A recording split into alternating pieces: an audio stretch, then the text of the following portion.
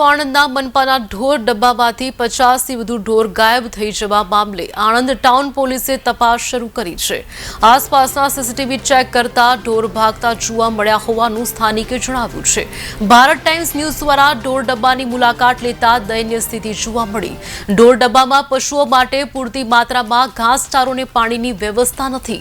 ઢોર ડબ્બાના રખેવાળ સનાભાઈ ડામોર સાથે વાત કરતા તેઓએ ઉડાઉ જવાબ આપ્યો।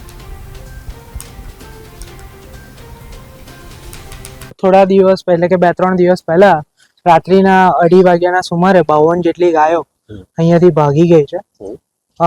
સીસીટીવી અમે ચેક કર્યા તો અમને એવું લાગતું હતું કે દોડતી જઈ રહી છે, કોઈ માણસ ભગાડી રહ્યો છે, પણ સીસીટીવીમાં એ માણસ દેખાઈ રહ્યો નથી કારણ કે બીજા રસ્તે પણ જઈ શકે અને આગળથી પછી એને પકડી લીધી હોય।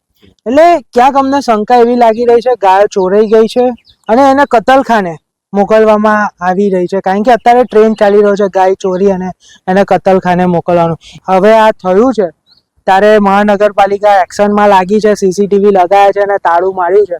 હવે આપના માધ્યમથી અમે કમિશનરને રિક્વેસ્ટ કરી રહ્યા છે કે આ તમે પાંજરાપોળ બનાવી છે તો આ મૂગા પ્રાણીઓની અને અમારી ગૌ માતાની આપ રક્ષા કરો એવી અમે આપના માધ્યમથી અપીલ કરીએ છીએ।